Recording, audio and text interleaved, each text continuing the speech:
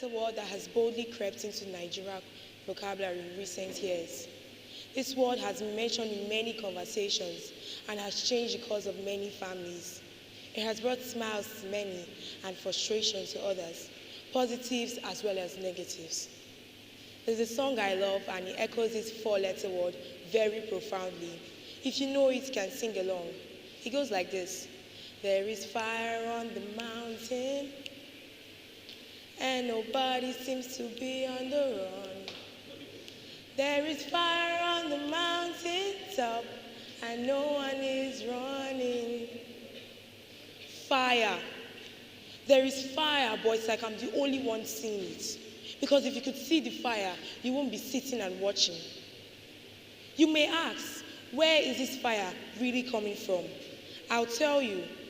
The fire is coming from the four-letter words, J-A-P-A, Japa. Meaning to relocate out of one's motherland or to travel out. It baffles me when I see a huge number of Nigerians thronging into the foreign embassies in search of visas for long-term relocation, work or study. It breaks my heart when I see Nigerians working assiduously to relocate to their family in search of greener pasture. It brings me to tears when I see that we are losing professionals and skilled workers on a daily basis to developed countries while we suffer brain drain. According to businessday.ng, the UK issued 324,000 visas to Nigerians in 2022. That is the Canada and the US not included. Nigerian Association of Resident Doctors, NARD, records only 9,000 members left in their association due to this surging migration pressure, leaving a ratio of 1 doctor to 10,000 patients as opposed to WHO recommended standard, which is 1 doctor to 600 patients. Teachers are also left out. Recently, the UK has opened its doors to teachers, and your guess is as good as mine. Shockingly, this staggering statistics is continuously on the rise. This is a story of a family I know so well. We are family friends. The mother is a British teacher, who has worked in so many British schools, and the father is a civil servant. Fortunately, or will I say unfortunately, the mother got a job opening in the US, started making preparations, got her visa and everything, even went as far as collecting a loan. Now, the plan was that after 2 months, her family was going to join her over there after she had settled everything. Ladies and gentlemen, this is 5 months now, and her husband and her children are still here in Nigeria.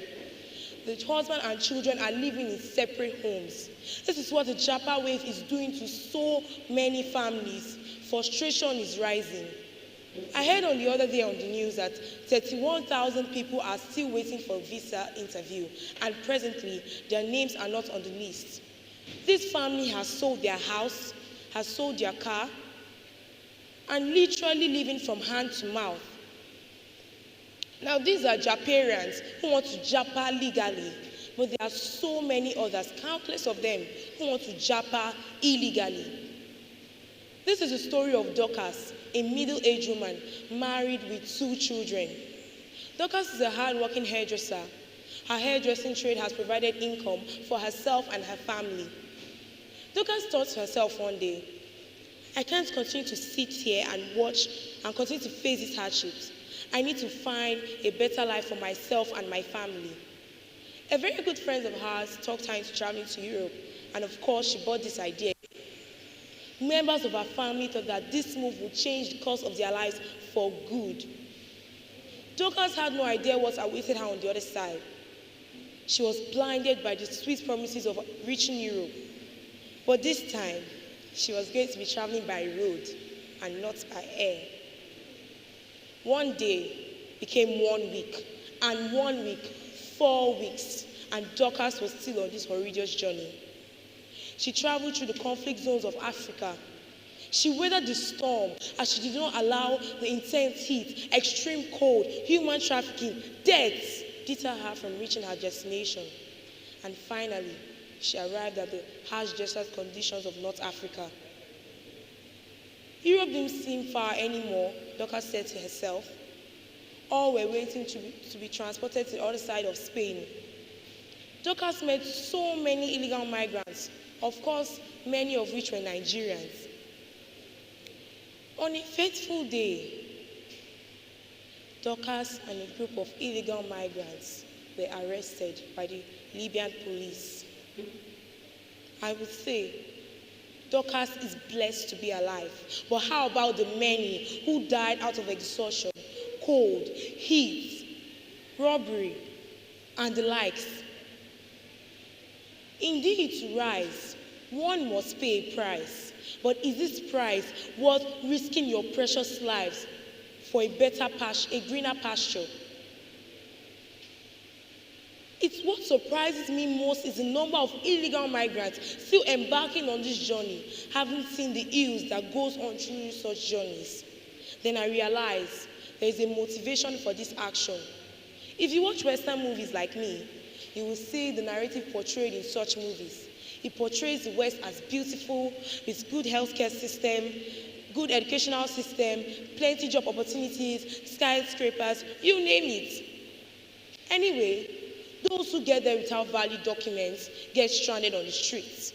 Many of our educated graduates look for menial jobs to get by. Our young ladies go into organized prostitution, and the awful tale of their ordeal saddens the heart. How then do we combat this illegal migration that is slowly consuming us all? I use this medium to appeal to the Nigerian government. Invest in our educational system. Most people who travel abroad do so for study purposes, and most times don't come back here to deploy their knowledge. Instead, help enhance their society over there. Secondly, our government should create job opportunities for our youth. This will lead to the retaining of skilled individuals and also create an environment for small and medium-scale businesses to thrive. Thirdly, I'm sure no one here enjoys driving on a bad road filled with potholes or going to a dilapidated government school. We Nigerians would like to have stable power supply and affordable housing. Corporate organizations should make it a part of their social responsibility to provide infrastructure in local or rural communities in which they are located. Furthermore, combating corruption is non-negotiable. If we must take our rightful place as giants of Africa, there must be a purging of corrupt practices in our daily lives, which have been somewhat normalized. Corrupt politicians must be heavily dealt with and shown the way out. We Nigerians must undergo civil orientation on honesty and patriotism. Corruption must be weaved out of the fabric of a society.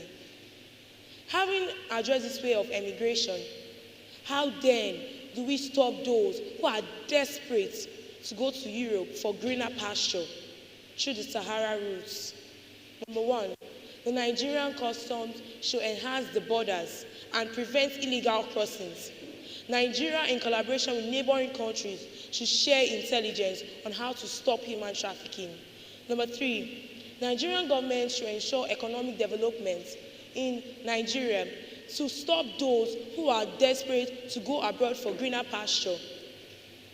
Nigerian government, in collaboration with NGOs, should work together and create awareness on the consequences and the effects of this illegal migration. Crack down on the root cause of this migration, such as poverty, lack, and the likes. As I conclude, let us carry the stories we have uncovered. By fostering empathy and understanding, together we can contribute to a world where we can pursue our dreams without transversing the dunes, without risking our dear and precious lives. Let me leave you with this saying by a famous songwriter. Success is not in destination, but in direction. Thank you for joining me on this journey.